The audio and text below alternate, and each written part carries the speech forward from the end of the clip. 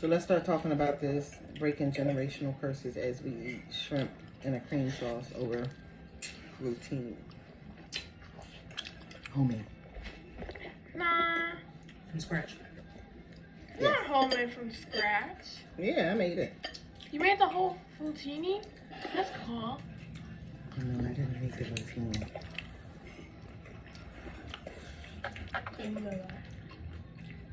Some people do make pasta from scratch. They do. And my mon chapeau is off.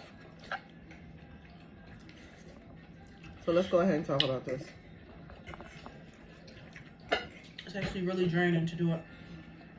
It's very draining. And it's not what people think it is.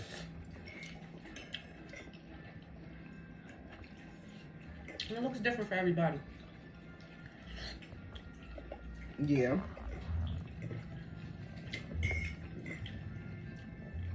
Not everybody's family has the same curse. That's true. And it's not always acknowledged spiritually So I think there's something to by define. readings and stuff. Like you have to look up and say, "Oh, this is a damn problem. This is not good, and it's floating through my family, whatever it is."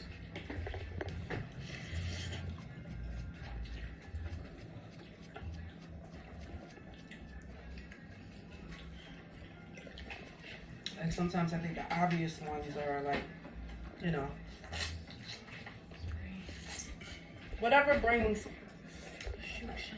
a family to wholeness and love, operating in pure love instead of anything else. So for us recognizing that we had a very negative, nasty energy of fear surrounding our family, that's us breaking that generational curse. Daring to go beyond the fear. I think even daring to heal our relationships with each other instead of just being trying to, oh, just that's how it is and that's how it's going to be.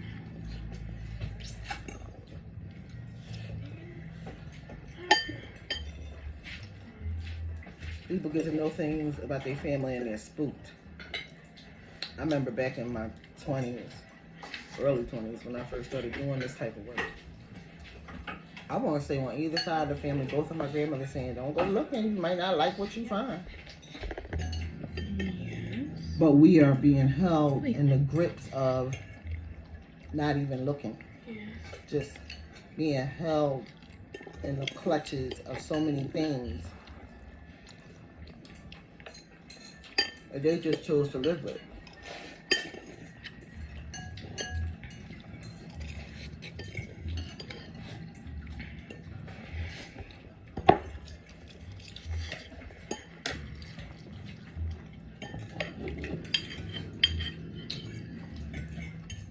Even now,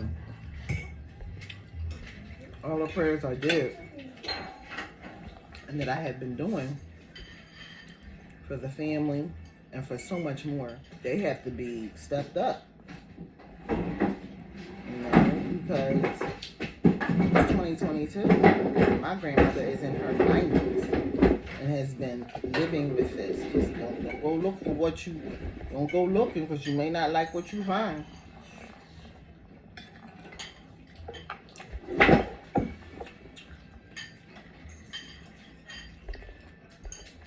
I think so too. It's also can be very thankless. And devastating too, because Stop leaning on me trying to get in the camera. to realize that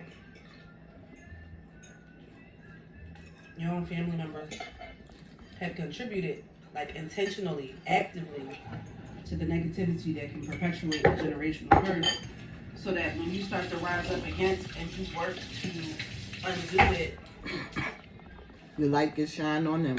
mm-hmm. You turn around and not expecting that. Like, what? You?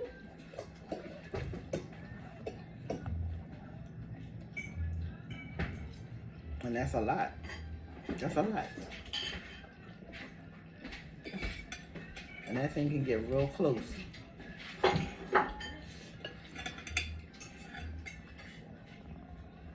It can get real close. Like in your face. At your breakfast table. In your kitchen in the morning, cooking. And it's not always, I think, super overt when it's right next to you. Sometimes it is, though.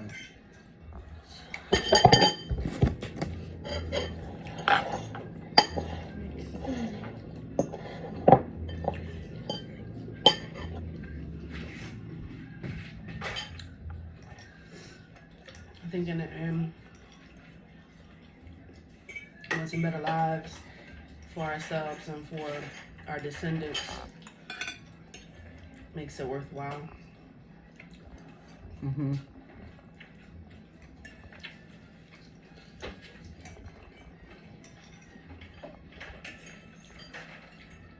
From a baby and nervous perspective, if I were to tell someone to work with this, I don't think this is always about spirit. Because we're talking about living beings right now. It's about prayer. And it's about bathing yourself in purification herbs as opposed to herbs that get rid of spirit.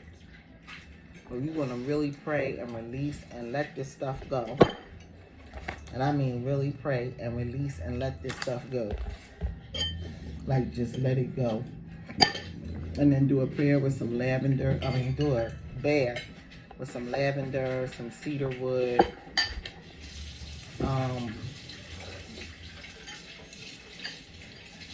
Maybe a little bit of onion to let that bad boy go. And then you do a peace bath after that.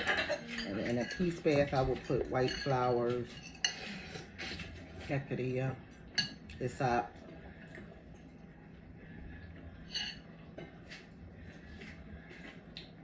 and a boiled tincture from algodón. Oh my God. And that's it.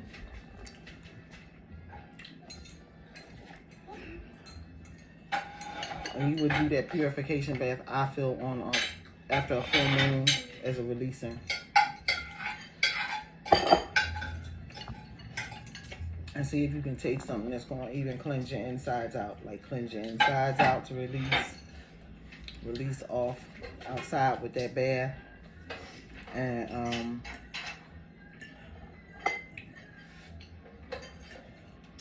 then follow it up with a peace bath and seal yourself with that. Or start to take movement to back away from those that have that energy. I was just about to thinking that what it means to find a way to balance yourself when you realize you still got to interact with people.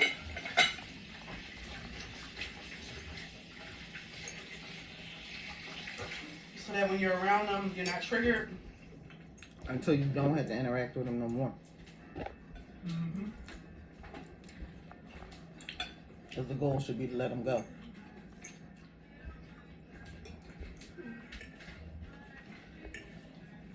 Ooh. Until you don't have to anymore.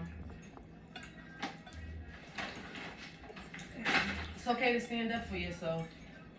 Mm-hmm. And walk away from them. And this is the hard thing I know for a lot of people because we're talking about family right now. And sometimes you just got to. It's not that it's an easy process for me, but as a former Jehovah's Witness that was this fellowship, family and everything, best thing is to let it go, let it go, let it go.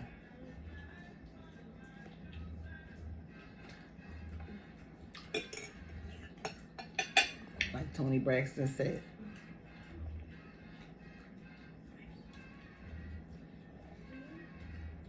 You gotta let things go.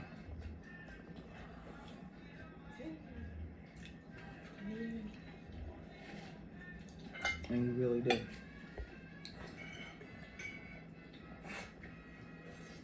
There's no chance of, because the thing about it is, one thing I've learned over this whole time with this entire process is you hope that it changes.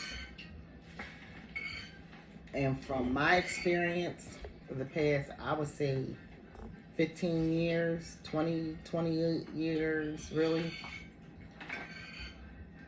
it never changes. They don't ever change how they treat you. No matter how many strides you make, no matter how many things you achieve,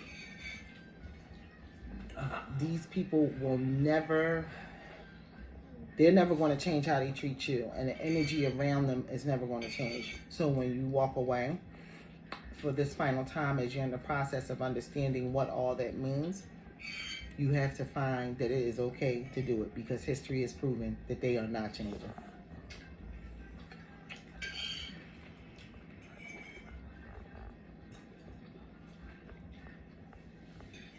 So, this is the shrimp. This is the routine. I'm going to wrap up now. Thank you for stopping by. This has been Bathing in Herbs with practical application. Talking about something pretty serious over shrimp and routine. Have a good night, everyone. Peace.